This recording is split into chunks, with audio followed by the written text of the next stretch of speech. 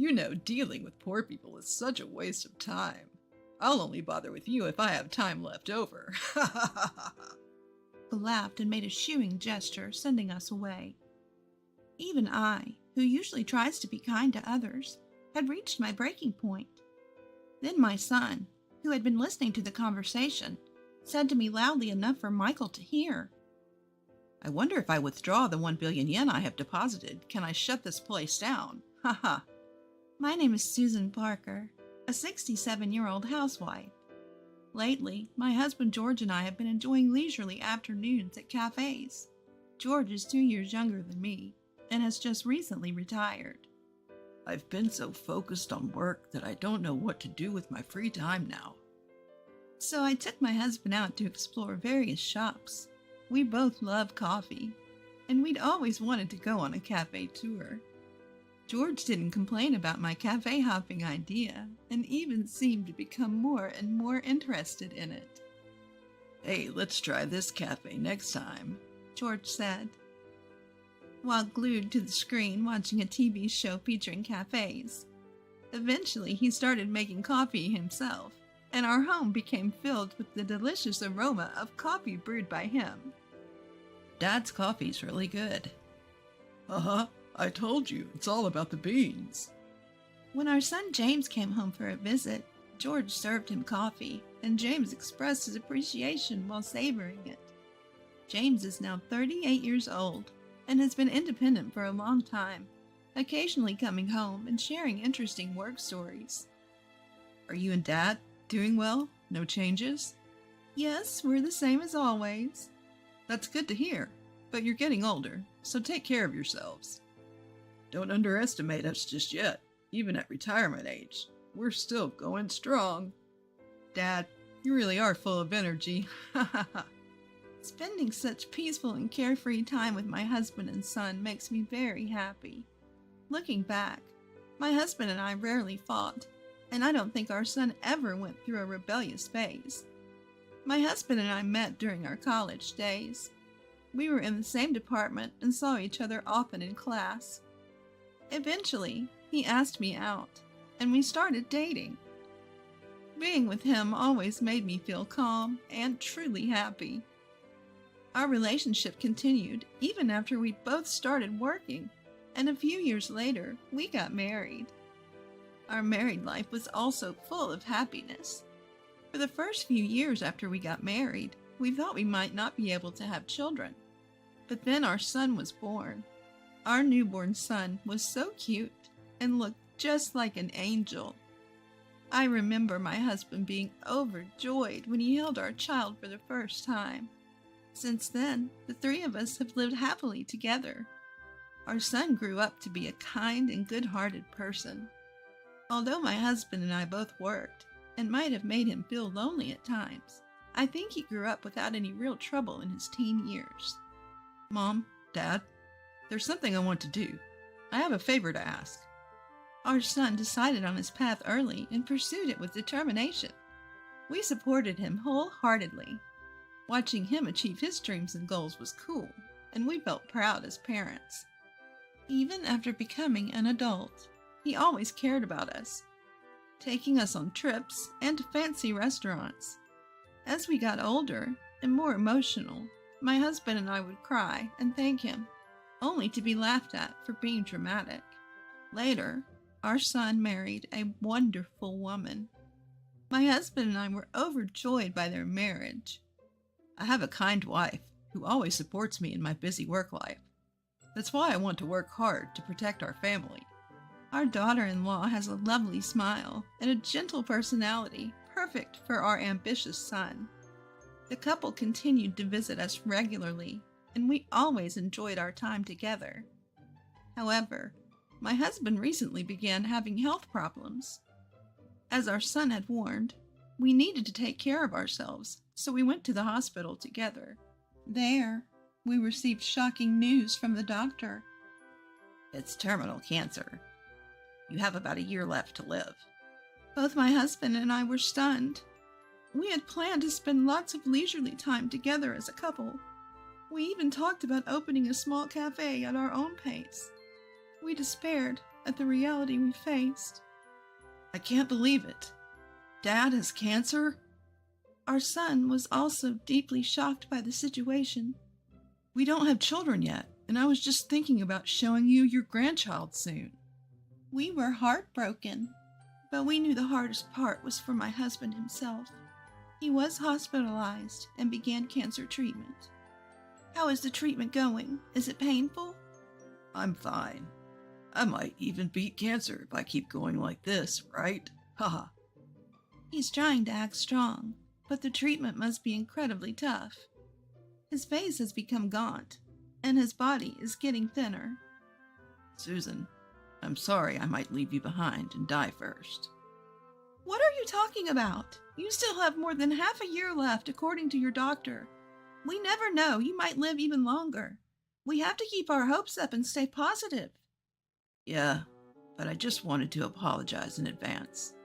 I could pass away at any moment now. Don't say that. My husband seemed to be feeling quite weak mentally. I see, so Dad is feeling like that.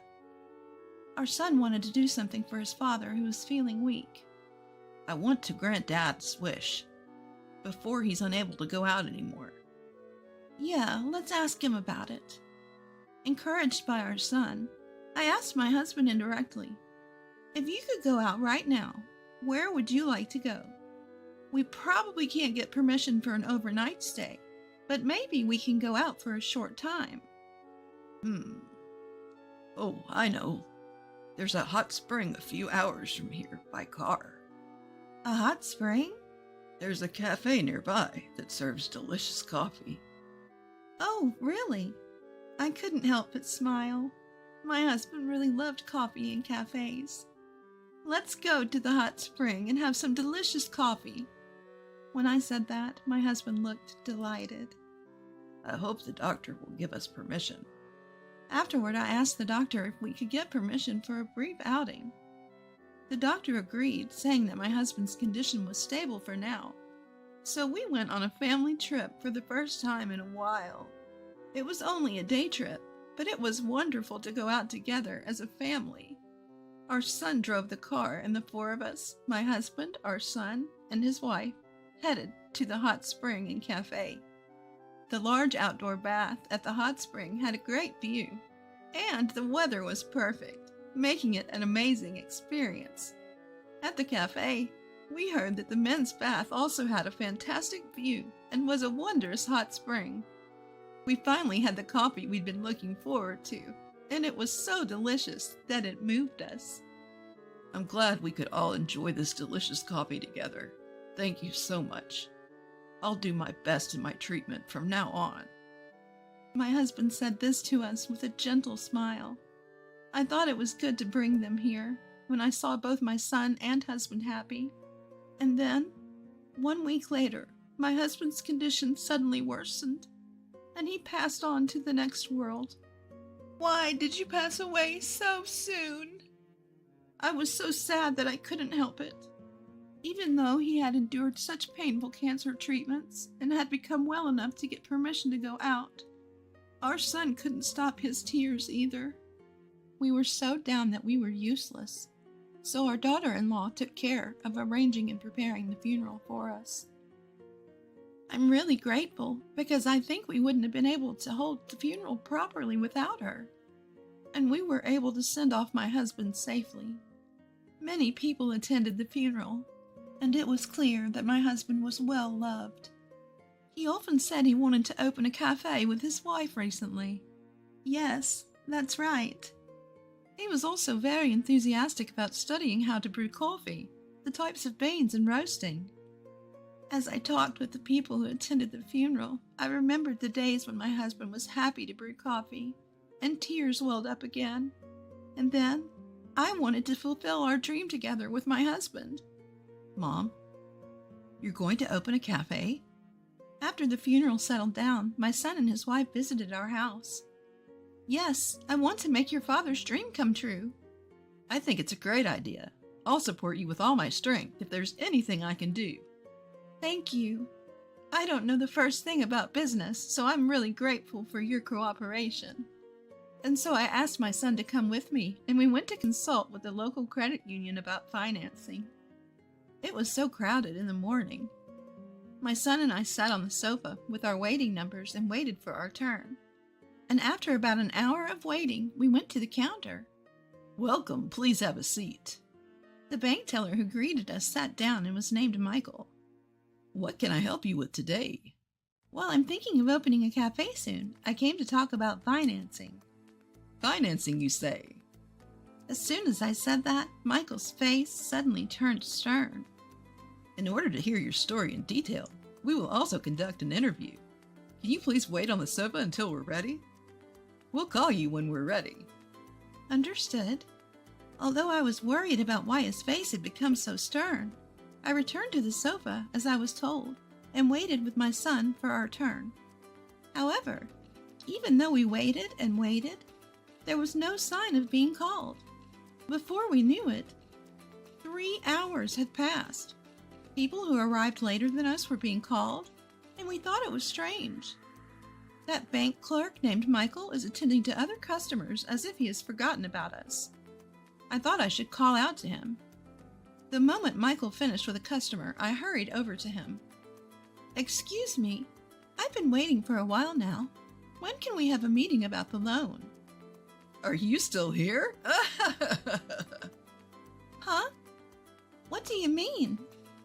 There's no way we can lend money for a cafe or any shop run by an old person like you, right? You're not even wearing brand name clothes, and you don't look rich at all, do you? It's a waste of time dealing with poor people. I'll help you if I have time left at the end.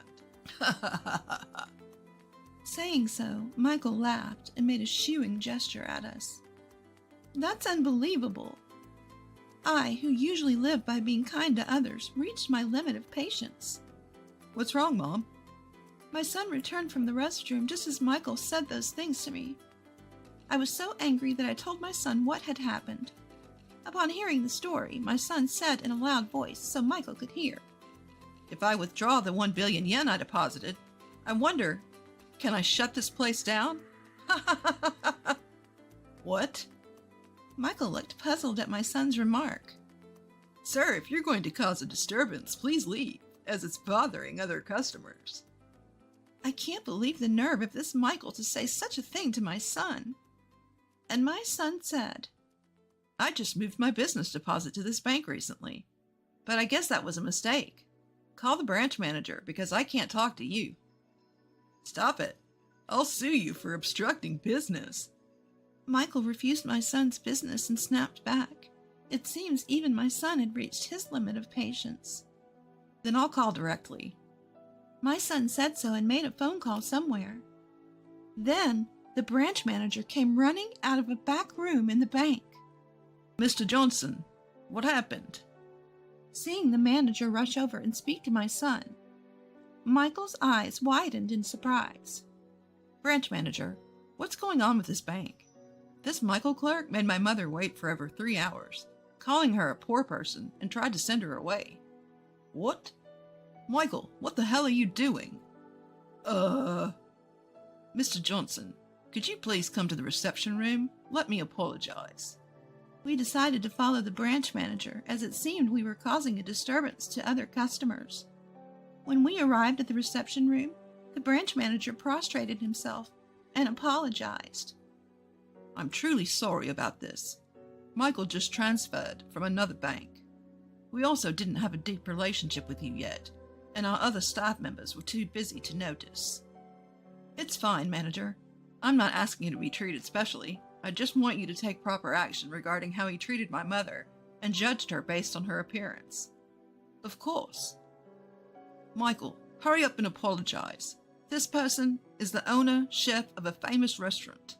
They just opened a new store in this area and deposited 1 billion yen in our branch. Huh? Told by the branch manager, Michael turned pale and prostrated himself to apologize. I'm so sorry. Michael, have you always treated customers differently based on your own judgment? If so, you're disqualified as a bank employee or even someone in the service industry. At the very least, we don't want to do any transactions here anymore. No, I mean, Mr. Johnson, could you please reconsider? The branch manager pleaded with my son. Unfortunately, we can't trust this bank as it is. Show your sincerity and then we can talk. If you can't do that, I'll withdraw all of my deposits by the end of this month. My son said so and took me out of the bank. A week later, the branch manager called my son. According to the conversation, the bank conducted a detailed investigation on Michael and found that he had been turning away customers who came for loans based on his own judgment. Moreover, it was revealed that he had also embezzled the bank's money. Of course, Michael was fired. The branch manager called my son several times to apologize and propose various favorable terms for my loan. My son felt the manager's sincerity and decided not to withdraw the deposits. Thanks to the manager's proposal, I was able to receive a loan at a very good rate.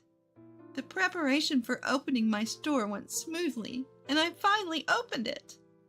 Initially, I had planned to open a coffee shop, but my daughter-in-law had a nutritionist certification, so we decided to open a cafe with healthy and nutritious menus together. Of course, we inherited my husband's passion for coffee and offered delicious coffee as well. My son also supported the store from behind the scenes, and thanks to him, I was able to stock famous coffee beans. The store is thriving, thankfully, and has become popular among female customers for its delicious coffee and food. I don't know how much longer I can work, but I'll do my best to run the cafe for my husband's sake as well. Narrator's thoughts. Do bank employees like this still exist nowadays? It's the worst to blatantly change your attitude depending on the customer. And there's no redemption for embezzling money. I'm glad the protagonist was able to open the store safely. I thought the son was very cool. Please continue to live a fun life, working hard at the store, and maintaining a good family relationship. Thank you for watching until the end. If you like, please subscribe to the channel. See you in the next video. You're useless and don't work. I want a divorce. Where had the kind and charmingly smiling Neil from our courtship days gone? I've been transferred. It's a nationwide bank, so I don't know when I'll be able to return here. That's why I want you to come with me. I had quit my longtime job to follow him, but honestly, there's no point in staying with this person anymore. Fine by me. Relieved to finally be divorced, I bought a lottery ticket and incredibly won a large sum. I've come to claim my $12 million prize. Just as I was about to reclaim a happy life with my $12 million, my ex-husband Neil caught wind of it. I saw right through Neil's intentions. I couldn't forgive his plans to take the money for himself, disregarding others. I was tired of being belittled by him, so I decided to fight back. I'm Mariah, a 35-year-old housewife. Since graduating high school, I had worked for about 10 years as a City Hall employee. I thought I'd retire there without much happening. Life changed when I met my husband, Neil. We met at a restaurant near the City Hall. It's a sizable place with a vast menu, popular for meals after meetings or completing significant tasks. That day, having finished chairing a meeting, I decided to treat myself to a nice lunch there alone. What's recommended here? A man stood in front of the restaurant, perplexed by the menu. With its extensive options and colorful displays inside, it's common to see people deliberating over their choices. I was drawn to this man, indecisively tracing his finger over the popular recommended and manager special signs. Normally, I'd walk past, but I found myself speaking to him. If you're here, I recommend the chicken Neapolitan. It's deliciously sweet and spicy. Chicken Neapolitan? Is that on the menu? Yes, the mix of chicken and Neapolitan ketchup is really tasty. Then I guess I'll try that. His smile when he said that was so charming, I was captivated. At first, he seemed like a capable businessman, but his smile had a boyish quality. That keychain. Oh, this? Got into it because of my sister. Just went to their concert recently. The one just the other day? I was there too. It was amazing, right? We hit it off over our shared love for the artist and unexpectedly ended up having lunch together.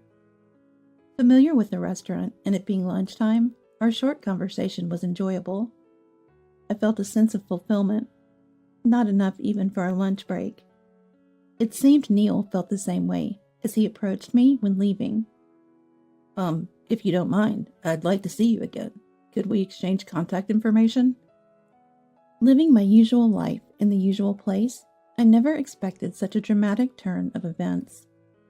Could something like this really happen outside of a drama? Despite my doubts, we exchanged numbers. I wanted to talk more, and it was exciting to share such enthusiasm with someone. Afterward, we started going out for meals and attending events together. Our relationship naturally progressed, leading to dating and eventually marriage. We got married when I was 33 and Neil was 34. I wanted to cherish the happiness of being with Neil, but life doesn't always go as planned. Mariah, I need to talk to you. Neil came home with a troubled look. What's wrong? Come on, let's eat. I've been transferred. I had to tell you as soon as possible. I couldn't wrap my head around it suddenly. Transferred? What do you mean? They said with my promotion, I should go see the world outside, and I can't really refuse. Though surprised, part of me understood. After all, Neil was a banker. His bank has branches all over, so I knew transfers were part of the job. I had braced myself for this, but Neil's words and expression concerned me. Would a normal transfer make him look so down? Wait, what do you mean by the outside world? Is there something hard to tell? Actually, I'm being transferred to Boston. They want me to train at a branch there. What? Boston so suddenly? I knew that as a banker, Neil might have to relocate, but Boston of all places? We lived in a provincial city, so Boston was quite a distance away. We had discussed what we'd do if you were transferred before we got married. I had expressed my preference for him to go alone if that happened. But now, Neil was suggesting we break that promise. Please, Mariah, I want you to come with me. Wait, I have my job here too. I fully understand it's hard, but I can't bear to be apart from you. You want me to quit my job and move to Boston? We might return here in a few years.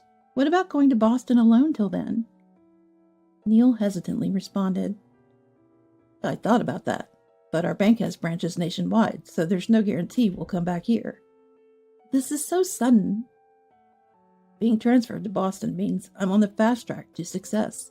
It'll make things easier for you, Mariah. Neil then pleaded with his hands clasped as if in prayer. I know it's a lot to ask you to quit your job suddenly, but I hate the idea of going alone. I'll work desperately hard on this career path, so please, come with me. I couldn't refuse after such a plea. Honestly, the thought of Neil transferring alone and how it would affect our lives worried me.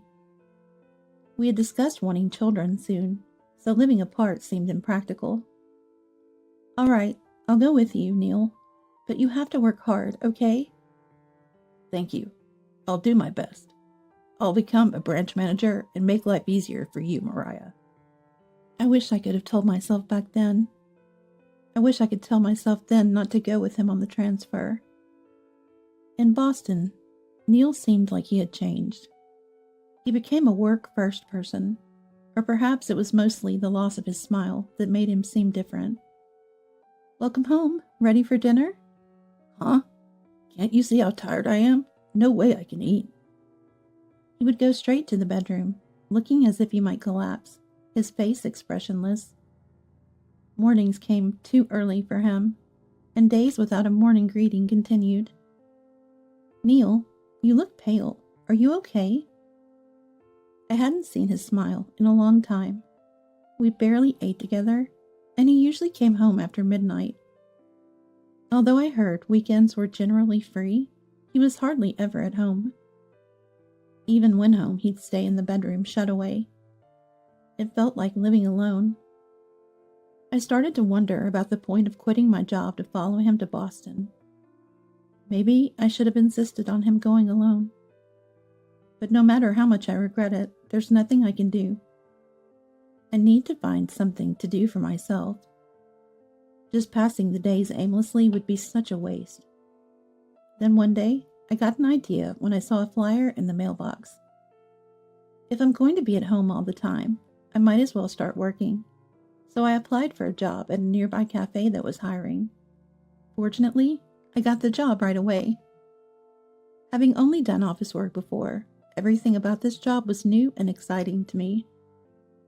And above all, seeing the customer smiles up close was delightful. The cafe where I worked is known for its latte art, and people come from all around to see the owner's creations. I thought how fun it would be if I could make such beautiful latte art myself. Working at this cafe in Boston, I found a new joy. In my free time, I learned latte art from the manager, spending fulfilling days. Gradually, I started thinking about how nice it would be to do something professionally with latte art. It was around this time that I began to ponder starting my own business. I dreamt of how fun it would be to have my own shop and spread the joy of latte art. These fantasies were my escape from the growing disconnect with Neil. Gradually, this escapism turned into a solid goal, and I started researching what it would take to own my own shop. But that wasn't all. Maybe I should try my luck. Around this time, I started buying lottery tickets.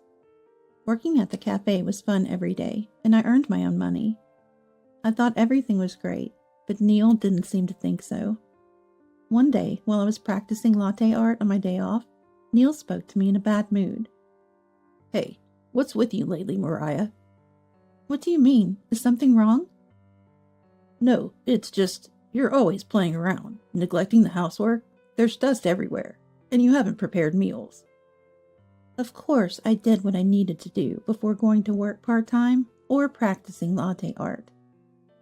I used to make breakfast and dinner for Neil, but he often came home late at night and skipped dinner. Lately, he would leave for work without eating breakfast, so I stopped preparing it. "Neil, you hardly eat at home these days." "That's not the point, is it? Are you just making excuses because you don't want to do it?" He never used to speak so oppressively. Since moving to Boston, he seemed like a changed person. "And what's with the cafe and latte art? Isn't it embarrassing as a banker's wife? And you talk about wanting kids, but you don't even cook proper meals. Isn't that failing as a wife?" I was actually visiting the doctor between part-time hours, but it turns out there's nothing wrong with me. I don't appreciate being accused of running off to play. And about the child, the doctor said there was nothing wrong with me and asked to see you next time. When can you go, Neil? Then Neil suddenly shouted and raised his hand. "What? Are you saying it's my fault?" I didn't say that. The doctor just asked when you could come in for a check. "I've told you, I'm busy with work. It's not like you playing with coffee. Don't lump us together." I couldn't believe Neil would say such things. Where had the Neil who used to smile gone? Since coming to Boston, he really had changed. "I feel sick. I'm going to work." Wait, isn't today your day off? And it's already evening. "There's something I need to finish. It's none of your business." He left, but he didn't look like he was going to work. He was in casual clothes and sprayed cologne 2 or 3 times before leaving. Wait, do you always wear cologne? My casual question was met with a glare from Neil. His frequent rushes out of the house, mood swings, and taking it out on me were becoming too much. Honestly, I wanted to build a good relationship with Neil. Living in an unfamiliar place, he's my only family, so I want to support and help each other. But I realized Neil's view of me had drastically changed. I wanted to have a proper conversation about it.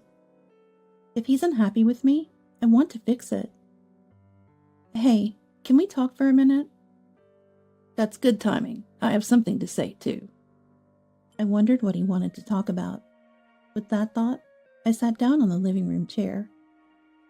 When was the last time Neil and I sat face to face in these chairs? Lately, it feels like we haven't even looked at each other properly. So, what did you want to talk about? Don't you already know? What do you mean?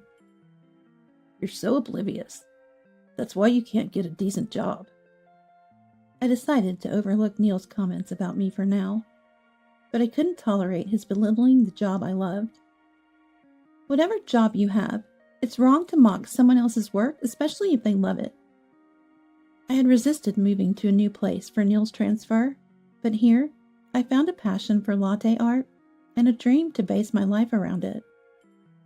Neil carelessly trampled on that dream. I wanted to own a shop and make latte art my profession. I couldn't stay silent when my first self-discovered dream was ridiculed. What? Work? Calling that playtime a job is more embarrassing. It's just like playing house, not real work. Enough. What do you want to say? Then Neil, with a laugh, put a green paper in front of me. The useless, jobless one gets a divorce. He handed me divorce papers. Divorce papers? Yes, you're just living off me without working. Remember your place, compared to mine. So that's the kind of person you are. I'm too busy with work to support a parasite like you. What? Did he think I would beg not to divorce?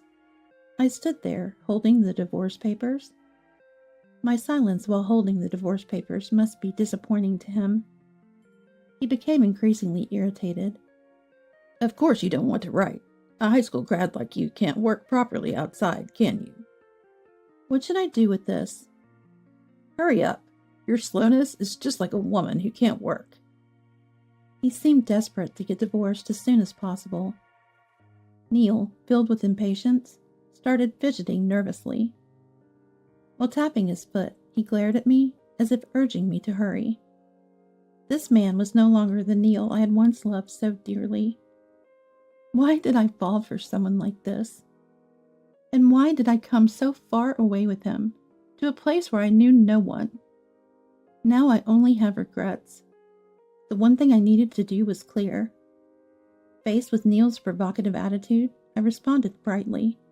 Okay. Really? Remember, you can't change your mind later. I won't. You're the one who brought these papers because you wanted a divorce, right? I'm tired of living every day trying to gauge Neil's mood. I signed the divorce papers with a smile and told Neil, I'll file these papers myself. You better do it. I'll know if you do anything strange. Stop it. If I say I'll do it, I will. Don't worry. After filing the divorce papers and finally being free, I decided to check my lottery ticket to see what the future held. I went to the familiar lottery kiosk, chatted with the lady at the counter, and handed her my ticket. She scanned it and suddenly let out a strange sound, disappearing from view. She had fallen off her chair in shock. I was startled at first, but then I saw an unbelievable number on the small display, along with the words, "Congratulations." What? $12 million? I was so shocked I couldn't speak. This was a promising restart. With this amount of money, my dream of owning my shop was now within reach. I went to the bank where my ex-husband worked to cash it in. There was no particular intention in choosing that bank. It just so happened that the bank where he worked was nearby. I never expected that visiting this bank would significantly change my situation. I rushed to the bank just before closing time to cash in my lottery ticket, feeling nervous about holding on to it for too long. As I was waiting after checking in, a woman approached me. "Why are you here? What brings you to a place like this?" Her tone was unexpectedly rude. "Well, it's not any really specific business."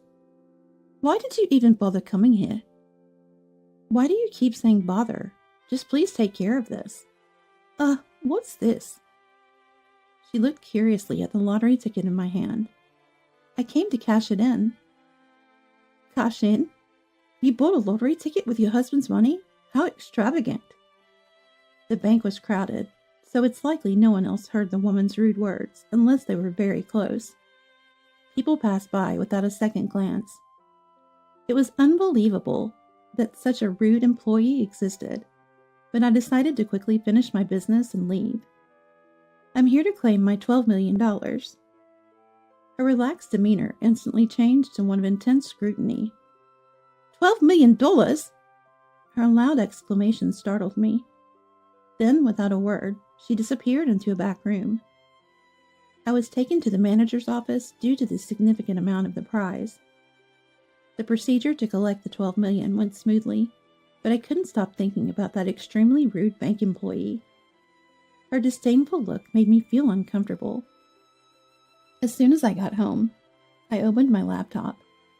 Neil's bank, through a national chain, had a blog for each branch detailing daily events and promotions.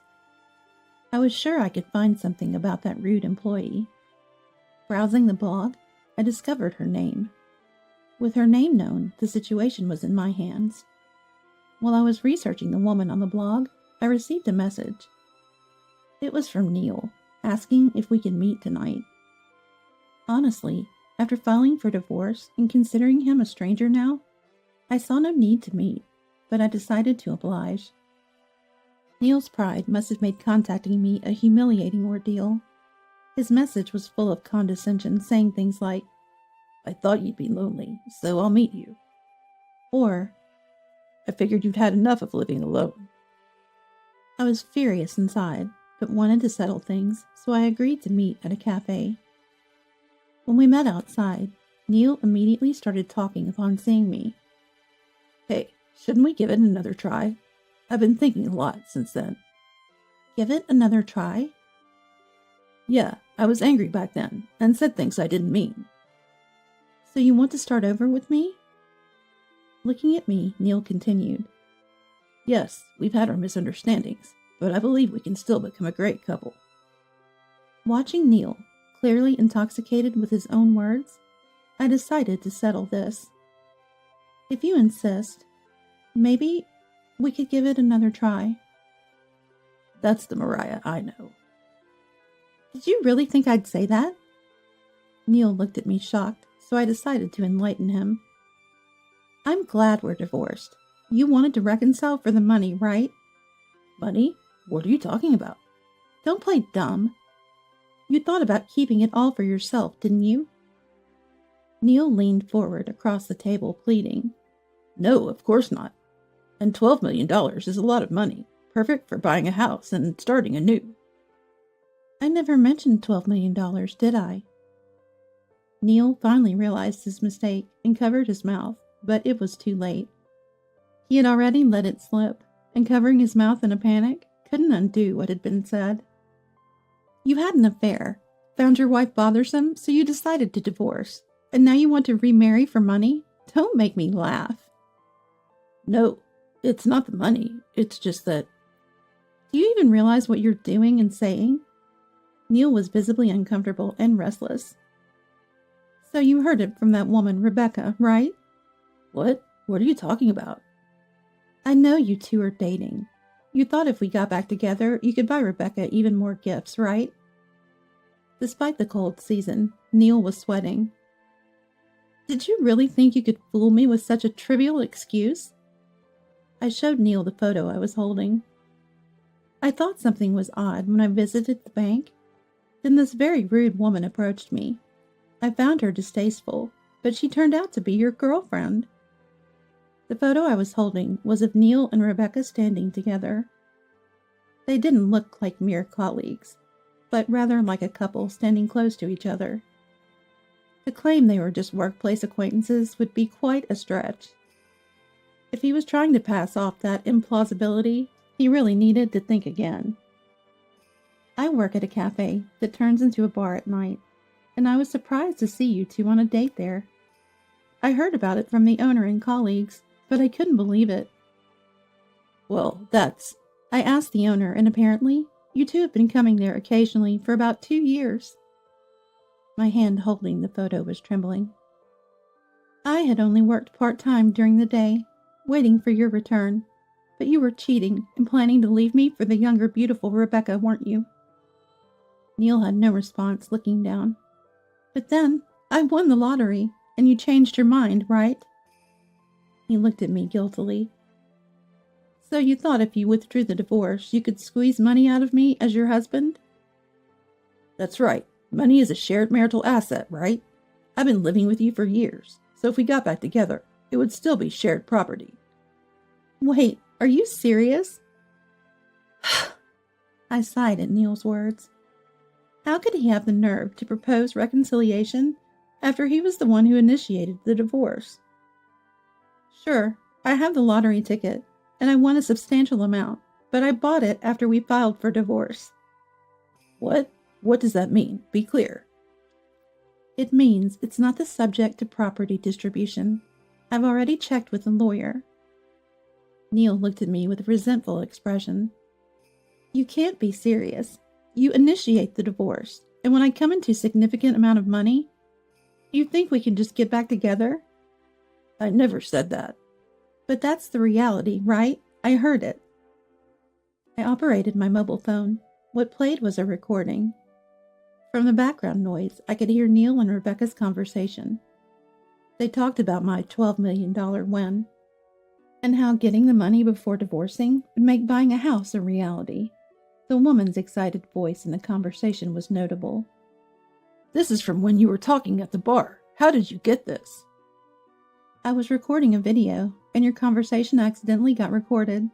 So you were planning to take my $12 million win and enjoy it with your mistress, right? Because it's not fair for you alone to be so lucky. You just play around at the cafe and then get a fortune? And you can't forgive me for one or two affairs? From my point of view, it's you who's out of line, always playing around. I couldn't understand how my part-time job and Neil's affairs could be compared. But I decided to settle this matter once and for all. All I wanted to say was about that fact. This branch? It had some colleagues who attended our wedding, right? The world is really small. So, what if a colleague was there? What does it have to do with you? I showed them the video because they wanted to see it. They're interested in flair bartending. Oh, and by the way, the video includes your conversation. Then, Neil stood up from his chair with a loud noise.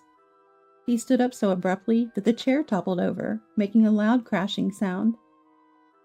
Hey, what are you thinking showing that to a colleague? They wanted to see it, so why not? What are you doing to me? Holding his head, Neil crouched down. It was understandable. One of Neil's colleagues, who attended our wedding, was rumored to become a manager. Being noticed by this colleague meant getting off the promotion track. All my efforts, up to this point, and to be discovered by that guy of all people. You thought it would be fine, as long as it wasn't discovered, right? Neil ended up far off the promotion track, now relegated to a teller dealing with shredding duties. Overtaken by his juniors and regarded as a nuisance at the bank. But that was their own responsibility. They chose the path that led them here, so they should accept the consequences. Rebecca was called by her boss and told that resignation was her only option. Rebecca reportedly insisted, I really don't want to resign. But once her affair was exposed so publicly, she had no choice but to resign. Eventually, she resigned. Rebecca, it seems, was the kind of person who couldn't do her job well. She couldn't understand instructions, did sloppy work, and essentially couldn't do anything, resulting in her not getting any job offers, even though she was registered with the temp agency.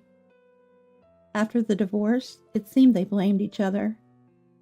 I continued to practice latte art and decided to go independent. I was unsure about starting my own business, but the cafe owner was very helpful with various consultations. Thanks to the owner's kindness, I was able to open a new cafe. I had been doing administrative work at City Hall since high school graduation. However, following the transfer and discovering the fascinating work of latte art was a stroke of luck. If Neil had gone on his transfer alone, I likely would have never encountered latte art. There were certain nights at first, but thanks to word of mouth and magazine features, the cafe did well. I never dreamed of owning my own shop. So it's true that you never know what life will bring. That's what makes life interesting. Being able to enrich my days with something I love is truly fulfilling. Such modest happiness brings me great joy.